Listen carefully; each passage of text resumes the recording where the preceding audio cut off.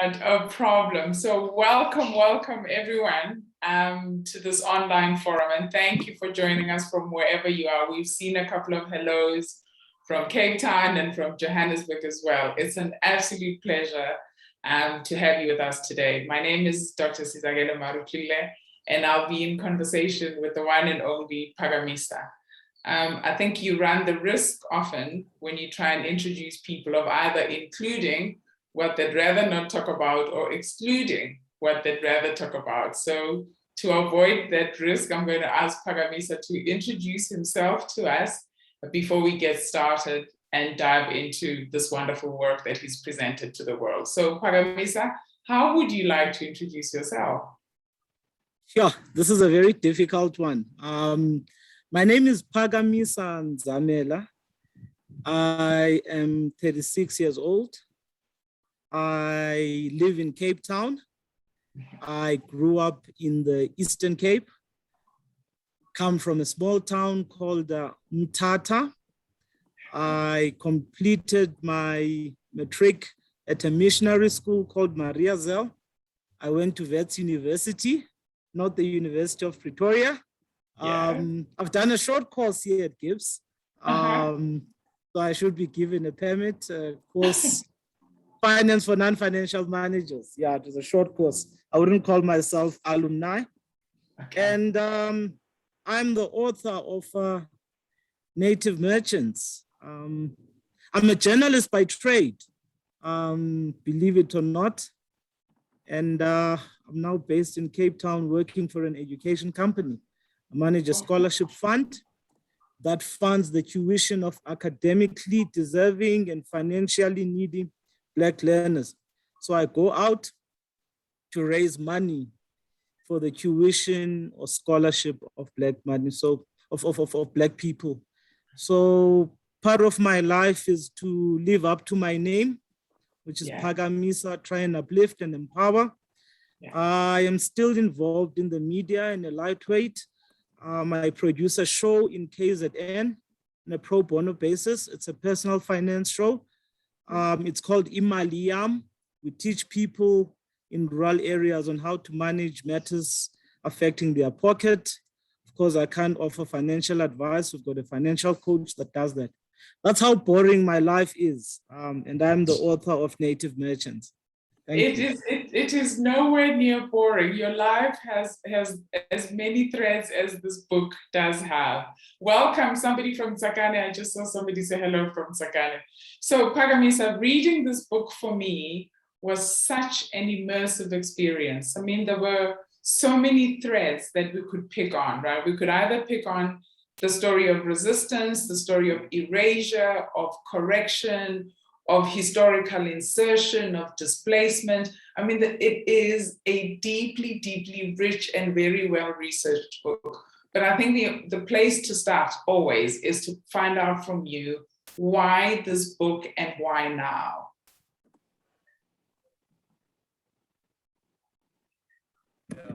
I'd like to make some opening remarks. And yes, you may. But in the, you know, I must say I am truly privileged to be having this talk in a year that marks the 21st anniversary of the Gordon Institute of Business Science.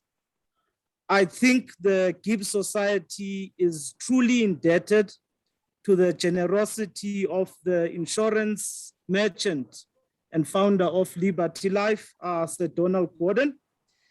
Without the philanthropy of Sir Donald Gordon, I certainly cannot imagine myself discussing Native Merchants and the building of the Black business class. And on that note, I sincerely wish GIBS a happy 21st birthday as you come of age.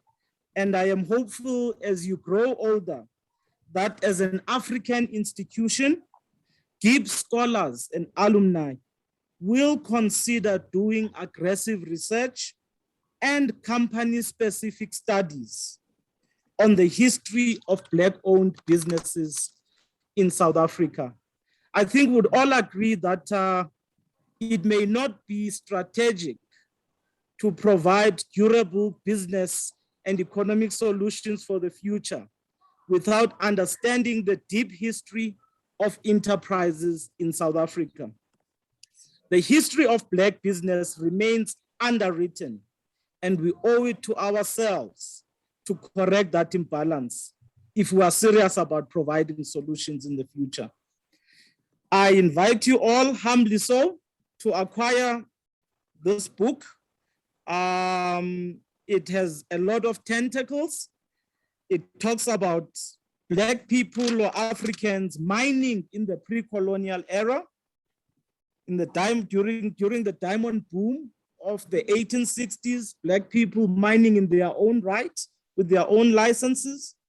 It contains details of a Black business class that started businesses in the 1800s and. Why did I write the book in summary? I'm not going to belabor the point. A lot of people motivated me and inspired me, but I took this gap because in everything that one tries to do is you look for a lacuna. And the lacuna was that Black business history remains understudied and underwritten in South Africa. We are very quick to critique or analyze existing policies without understanding what are the correlations of our past and existing policies. The second part, second motivator was to leave something that can survive for more than 100 years. Okay. And yeah, it's as basic as that, closing a gap, leaving something that can survive for 100 years, and getting people to derive lessons so that moving forward, no one feels inferior or superior over the other. So, Phakamisa, I'm told the audience cannot see your face. Can you turn on your camera, please? Now I'm going to start blushing. It just helps when people can connect the face to this very powerful, booming voice that's been coming from the background. So you've correctly said that the history of Black merchants has been understudied. You wanted to leave something that could survive for 100 years, which is fantastic because it means people and people's people can continue to read.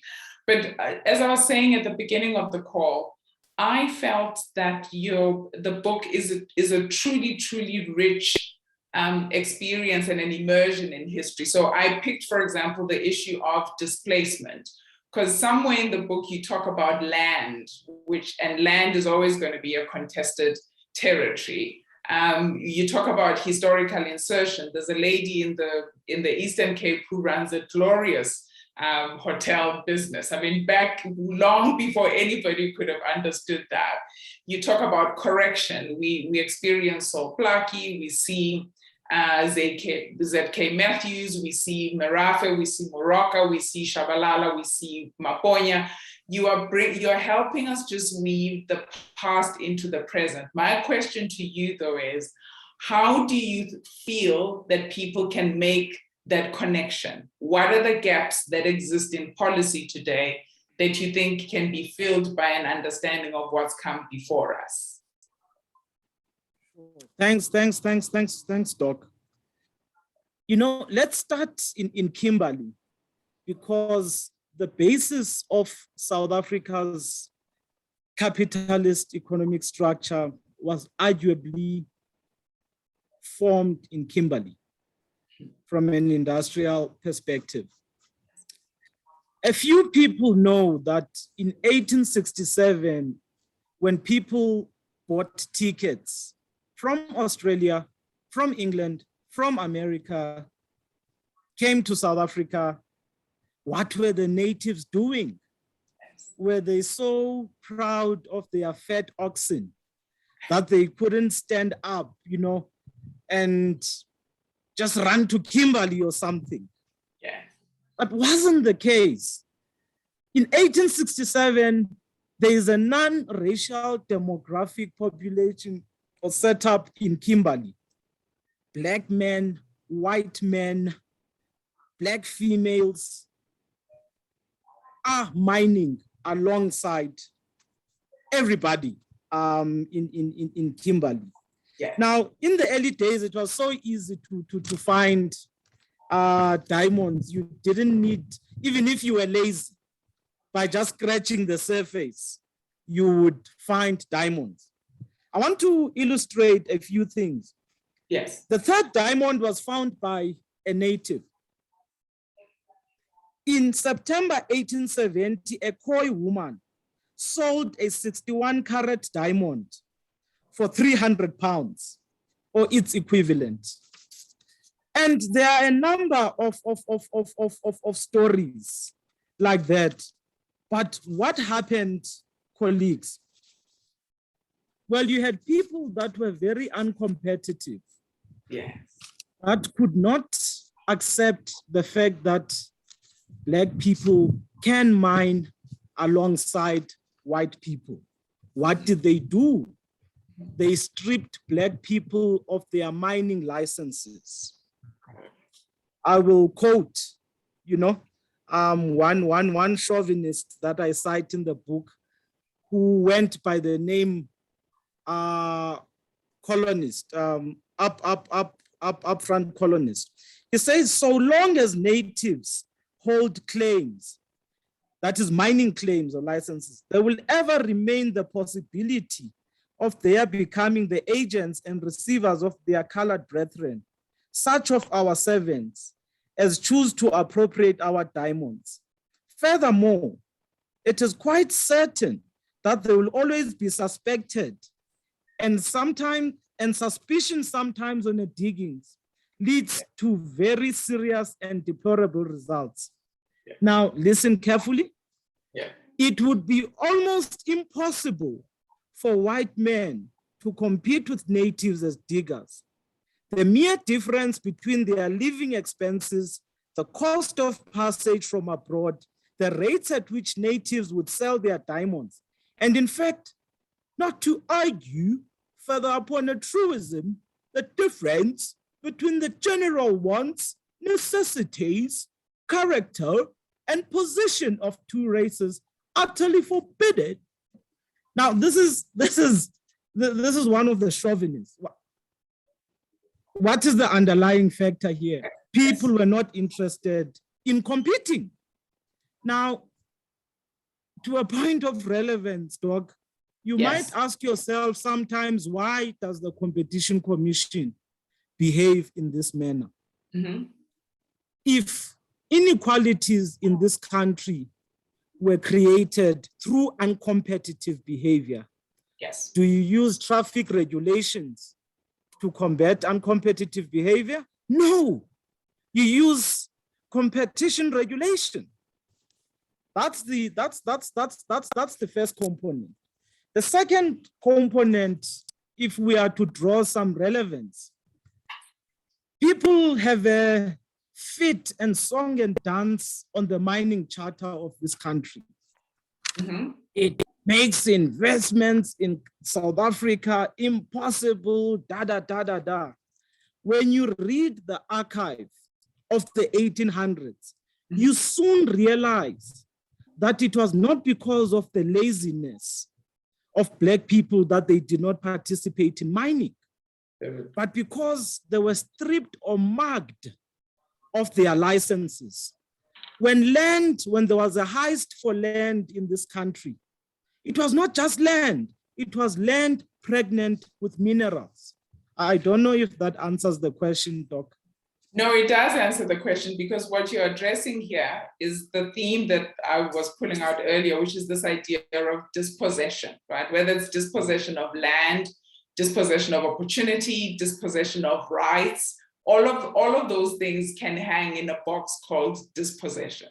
Now talk to me, because all these characters are super fantastic, but I want you to, just for the benefit of the audience, because when all of you finally get hold of this book, you will understand why mine is folded in a million places. So please talk to me about the lady to whom I refer, the hotelier, and how unconventional it might have been at that time, not only to just have a Black female in business, but a Black female run a very successful hotel operation whose guests were very glowing in their remarks and their review. What does that story tell us? What do you want us to take out from that experience? Sure.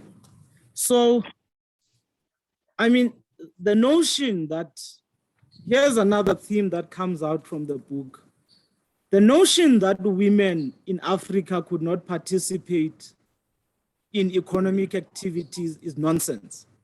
Yes. I first cited a Khoi woman who dug, found a diamond, sold it. Yes. In the book, I talk about girls mining in the pre-colonial mining era. But to go back to Mrs. Elinor Kliniwe of King Williamstown, the hotel manager. Mrs. Kliniwe was married, Miss Elinor Kliniwe, her name is Elinor Dwanya. That is her maiden name. Elinor Dwanya was married to Paul Kliniwe. Paul Kliniwe had evolved from being a telegraph linesman, took himself to school, got educated in Lovedale, anyway, got married to Elinor. Yes. They built the Kliniwe family. Now, in the 1880s, people remember in the 1880s have been dispossessed of land. They do not have mining rights. The Kliniwes do not surrender. Yes. Through frugality in the civil service, they save and they start a boarding house. They operate shops in East London, in Port Elizabeth, in King Williamstown. Yes. In 1894, Paul and Elinor do something that was unheard of for natives. They invest £2,000 in a double-story hotel, 1894, £2,000. Yes. Double-story hotel in King Williamstown, fit for residents, European, Asian, Black, everybody, up to standard. Sadly, Paul passes away in 1902, and the place is left to Mrs. Kliniwe. Mrs. Kliniwe worked hard.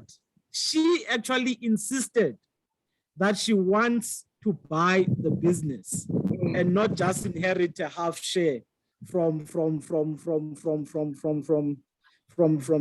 her husband.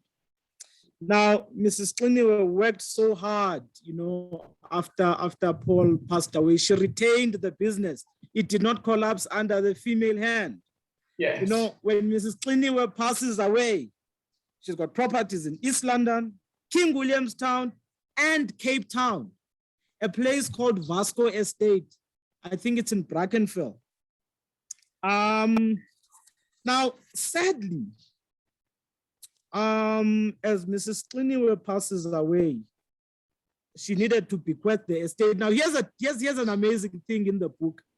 Mrs. Kliniwe dies testate with a will. Yes. Paul did not have a will. He died intestate. Talk about organization. But that should not surprise you at all. I agree. You know, way back, you see strength in a female management control setup. Yes. Sadly, the children could not agree on how the estate could devolve. And perhaps another theme which we may talk about later is the issue of succession planning. Yes. That is how amazing. Now, Mrs. Elinor Kliniwe had traveled with Paul to England on their own money in the early 90s, and they sang next to Queen Victoria. Yeah, and yeah. You know, she was such a solid woman. The husband, Paul, misbehaved a bit. He engaged in libidinous exploits, impregnated a girl there who was part of the choir. But Elinor stood so resilient. I don't want to say certain things, but this woman was so resilient. Yes. I'm not condoning the conduct of Paul, but Eleanor had a vision. Yes. So I mean, you spent, how long did it take you to rummage through the archives and weave the story that we are now benefiting from? And attached to that answer would be, because you speak of so many people, and I know it's an unfair question to ask an author, but who surfaces as your most compelling character and why? Yeah, okay, that's such a difficult one. So it took me about 7.5 years. The project morphed from a BE book, after interviewing a number of important people, which I acknowledge on the acknowledgement section. It became apparent that we could not discuss BE without researching deeply. So it took me about 7 years. I have to husband, I have to parent, I have to work for the bread and butter. So it took me about 7.5 years scoring the archives, cursive writing. Doc, people often post on Twitter, why were we being taught cursive patterns? Unfortunately, that is not happening now. Yes. How are our children going to read those archives if they do not understand cursive writing? Cursive writing was a lesson. Who is my steering? Yes. Of course, the Cliniways take, because their files amazingly were so organized at the archives. Yeah. But there are other women too, man, who evolved from slavery. There's this lady called Black Maria. Yes. She owned vineyards. Yes. She farmed on what is now called Camps Bay in the late 1690s and the early 1700s, right? Black Maria came from enslavement, and she worked so hard. Please, I don't want to mess up the story. Go and read about Black Maria. Go and read about former Black enslaved people who were mining in Langerak. Now in Langerak, we're not mining, who were farming as wine producers in Langerak. Now people will know that Langerak is associated now with Dr. Christo Wiese and his old associate, Marcus Joster. And there are other farms there. When you go to Jonkershoek, it's so amazing. Black people did farm there. Go and read the slave section, you will see what I'm talking about. That section is quite interesting, right? Because it's got Black Maria as a woman. Now, there's this sad story of Elias Muretsele. Yes. He was from Limpopo. He ran a restaurant in the Johannesburg CBD. He became an accused in the treason trial. He had to neglect the business, go to court, come back. The way he passed on, he was so upset with the treason trial. He had just attended a session. He came back home and, he came back to the business after a grilling court session and he collapsed, died of a heart attack. Can you see how destructive apartheid was to business? You look at Sisulu. I also like that story. He was an estate agent, but there's a quote that I like from Dr. Naledi Pando's father, the late Gaubakwe Joe Matthews. He writes, Gaubakwe writes to his father, ZK. Yes. And he says, Pa, Congress is petite bourgeoisie. Yeah, referring to Dr. Moroka, Yes. just bought a car for 1,500 pounds. Yes. You know, Yes. the insurance alone, you know, was almost half that price. Last month, he spent over 1,000 pounds on another car. Yeah. You know, on another car. You know, it shows. You know, the text elaborates that consumption of nice things doesn't come with 1994. You know, Yeah. people worked hard. You know, when you listen to the stories of Jabavu, I also like that story. Okay. Now you should listen to DDT Jabavu, the son of the newspaper baron. DDT says, we lived in style. He's narrating 1800s, 1890s. He says, my father had 2 houses and a farm. We had Cape Cats, a hooded one and an unhooded one. Yes. We had servants. They would walk us to town and da da da da da da da da da da. You know, these are people trying to build businesses, you know, after losing everything. The resilience. I like the story of Amawasha. Which I wanted you to talk to us about. Okay, let me not mess it up for you. I just like all the stories, Doc. But let me allow you to continue there. You are such a captivating storyteller. Everybody in the audience, please don't think I'm trying to promote the book. It is a gripping revelation, because it speaks, more importantly, Phakamisa, to the issues that are plaguing us today, right? But before I ask you about how are we going to solve for today, because I was fascinated by Amawasha. Firstly, because I grew up in a household with a Zulu woman who always didn't let my brothers do any laundry. And then I read in the book that there's actually almost a consortium of Zulu men who were doing laundry. I'm like, Mama, there's something you missed in this book. So please tell the audience about the story of Amawasha. I'm going to tease you, you know, about Amawasha. I want to tell the story so that you can open the book. So remember, the natives have lost the mining rights in Kimberley, but they don't give up. They look for other sectors. Now, mining continues into the reef on the Witwatersrand, and there's gold discovered in 1886. Now, there were people there, Abo Matsingwane, Abo Shenge, the Mchunus and the Buthelezis, yes, who say, hey, Egoli, there are no women there. These guys will need laundry services. Yes. Abo Mchunu, Abo Buthelezi. Yes. Leave. In the 1890s, they leave KwaZulu and they come to Johannesburg to do laundry. Isn't that entrepreneurship? You identify a gap in the market. Yes. You say these people cannot wash their clothes. They rely on women to wash their clothes.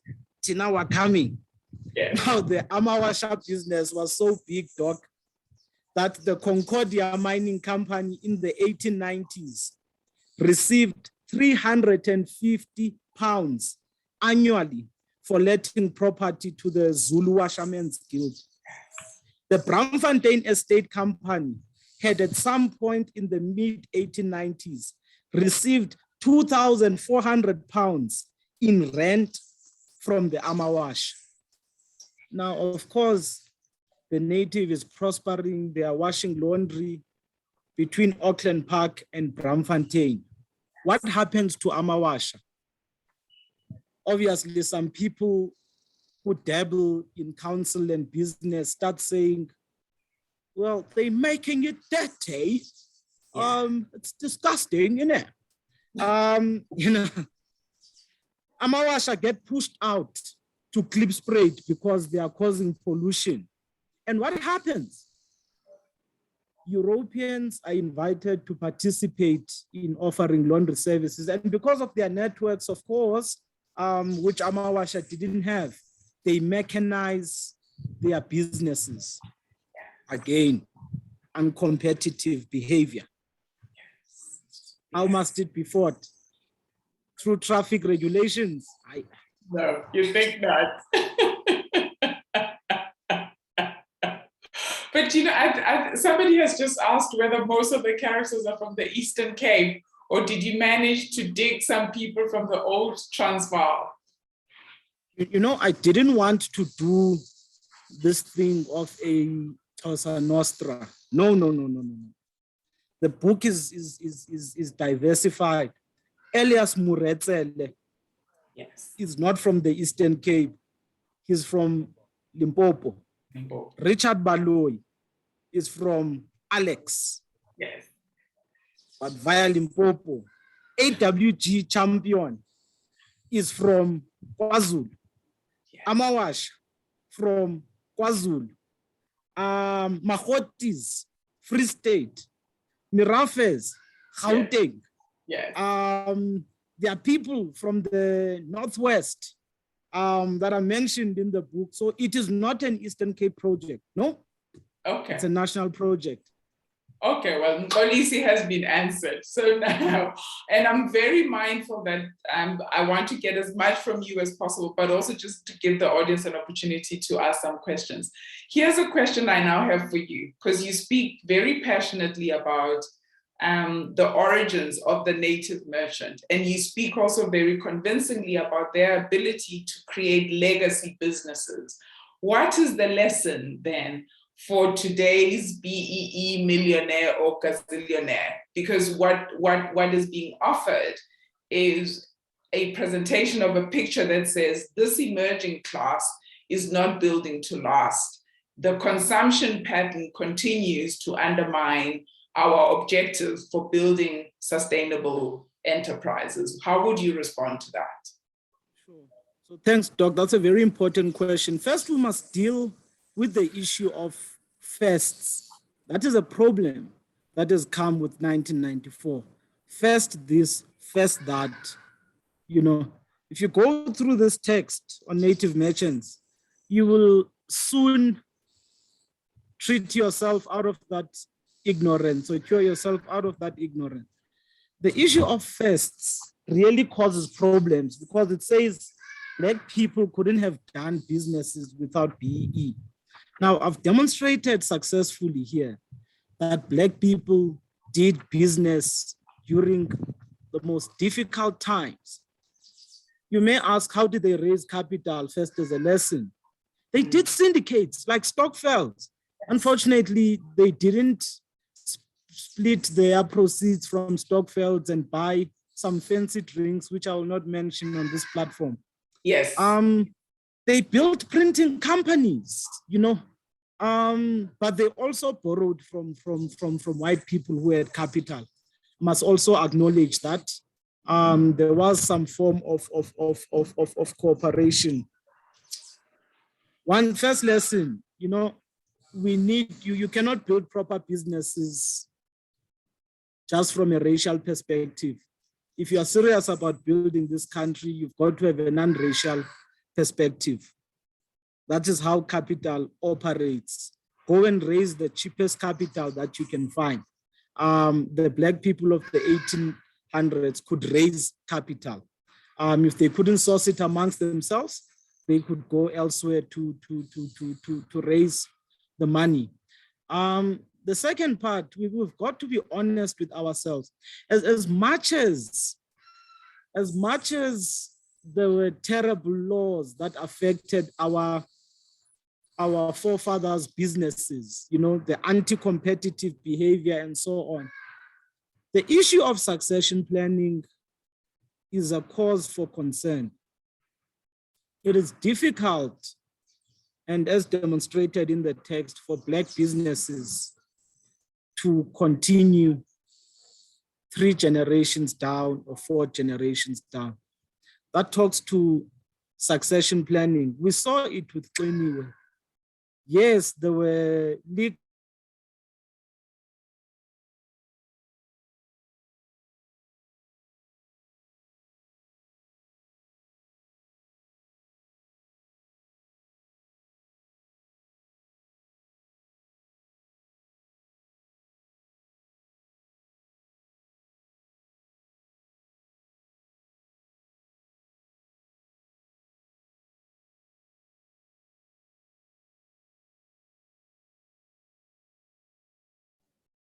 We seem to have lost him there. We'll just check on that. I think he's frozen. Yes, he is frozen, and I don't know what we're going to do. He's dropped off. Could you just let the audience know that we'll wait for him to reconnect?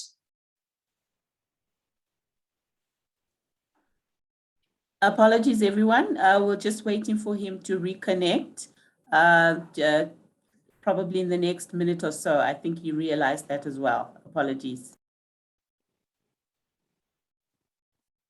But in the meantime, please post your questions because I want to make sure that we can feed him with as many questions as possible before we reach the hour of 1.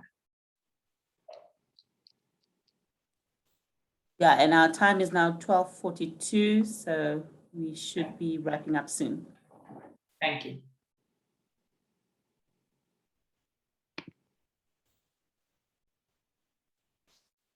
Oh, there's Mbali here. Like, hello.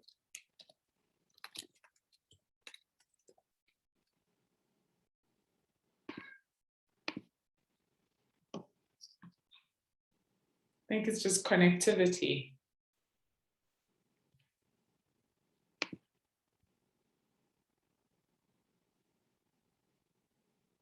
Has anyone in the audience bought the book, just out of interest?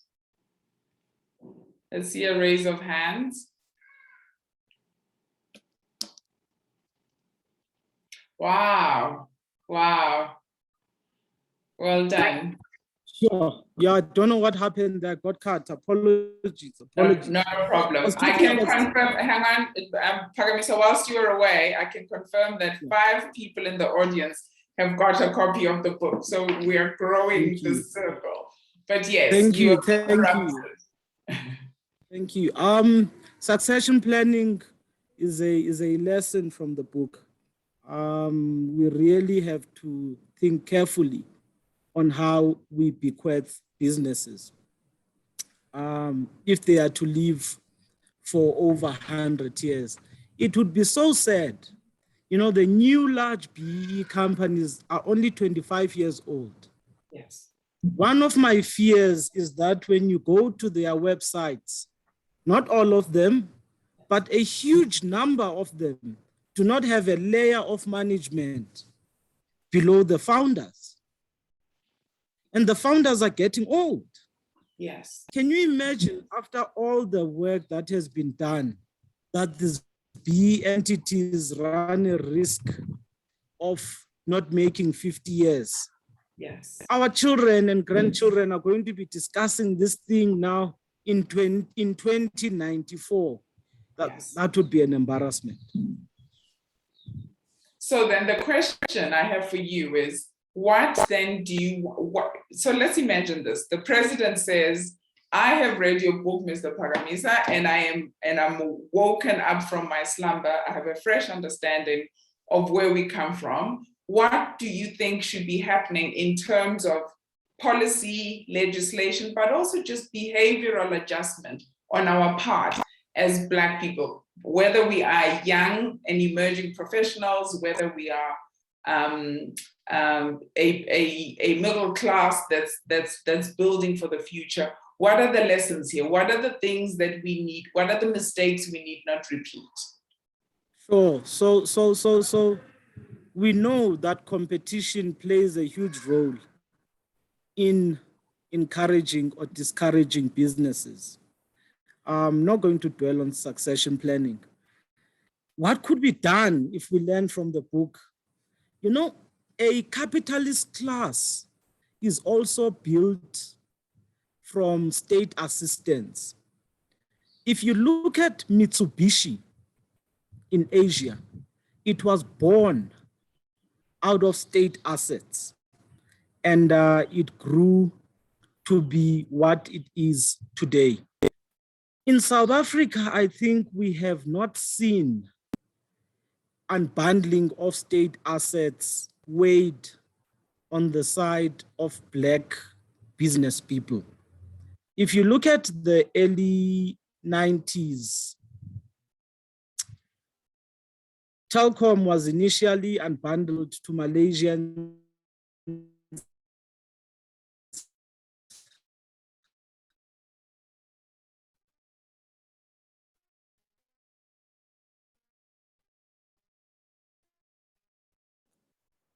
think he's frozen again.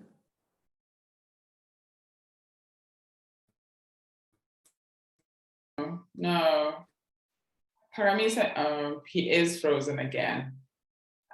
What do you suggest we do? Is the metals. It became. Can you hear me? Back. Oh, no, I'm here. You're back now. I'm here. Frozen. Can you hear me? Yes. Okay. Okay. So if you look at how states, unbundle, businesses. So I mentioned ISCOR was unbundled to the metals, right? We've got to accept that out of nothing comes. First rent as it is a factor of Anglo-American unbundling. F&B, an Anglo-American asset. There are a number of assets.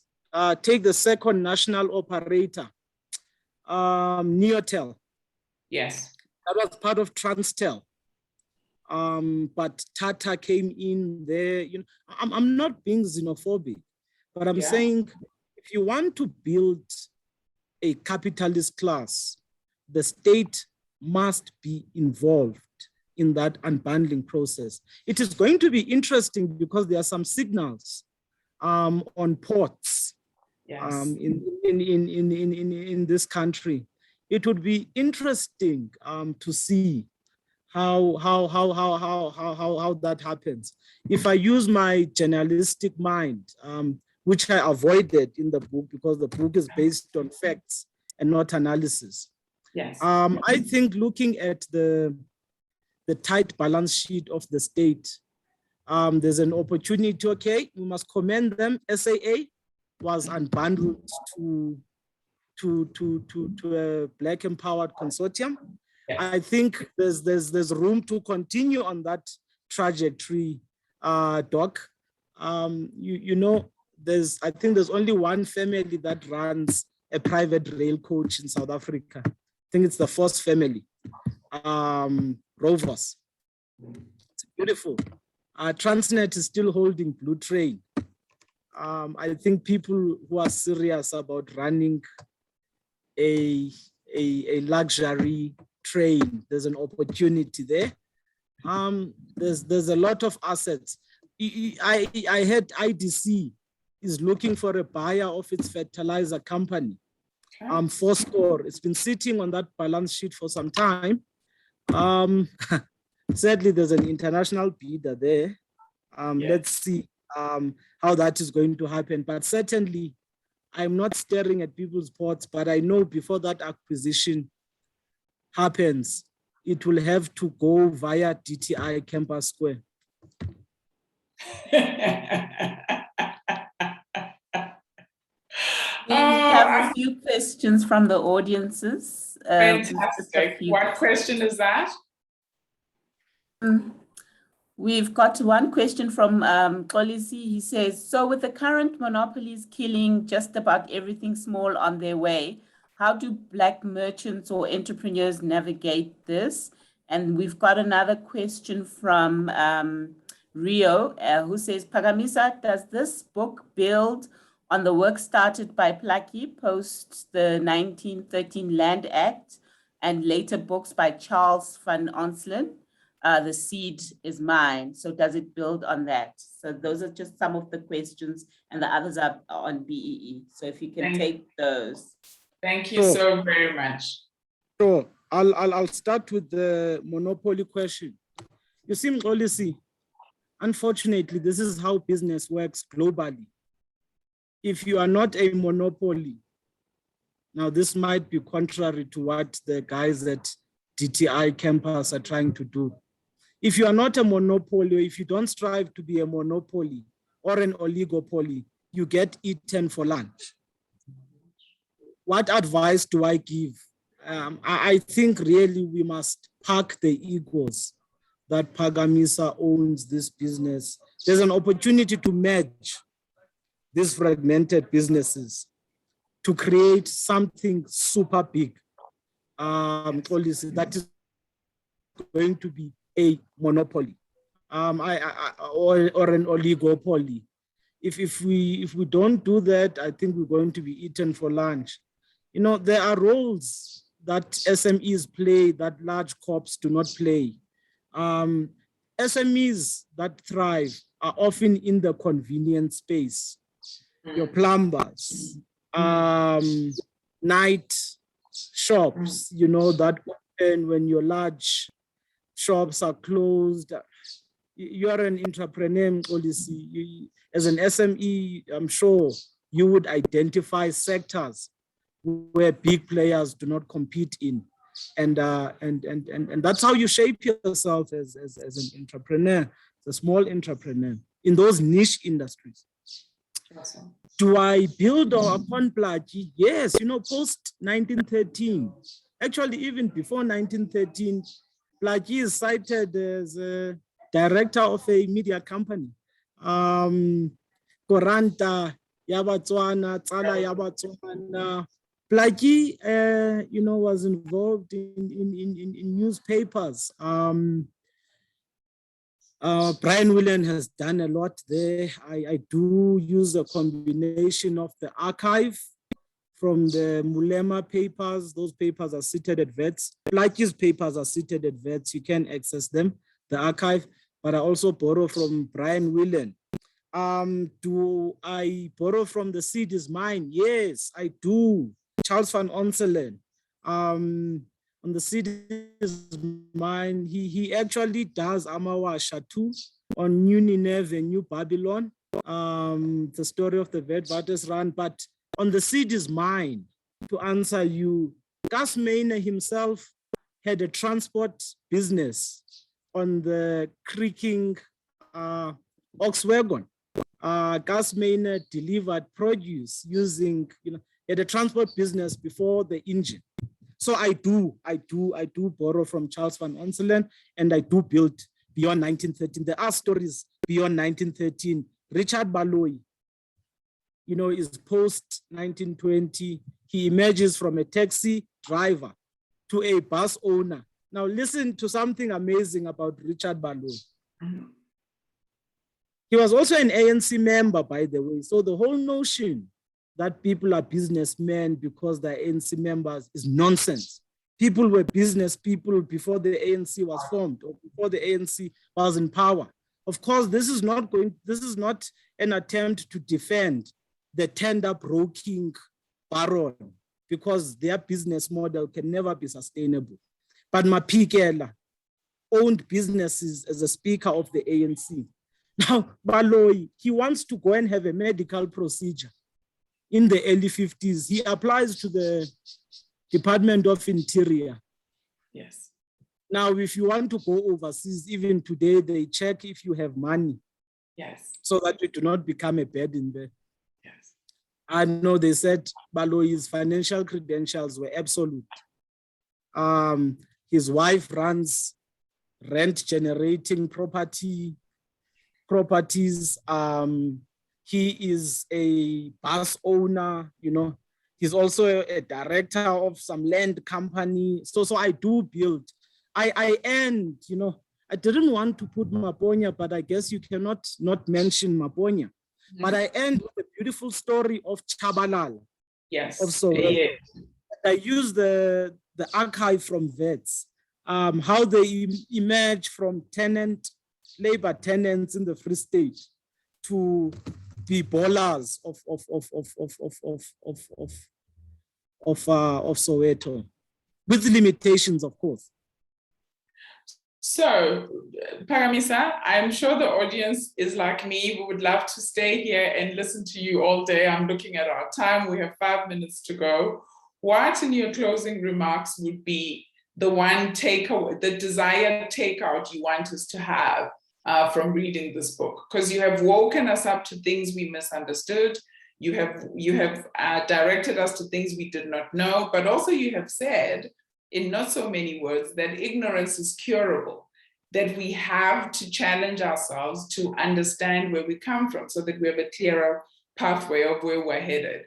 So how would you briefly define your desired takeout for us? Once I have read this book, you would like me to know what and do what?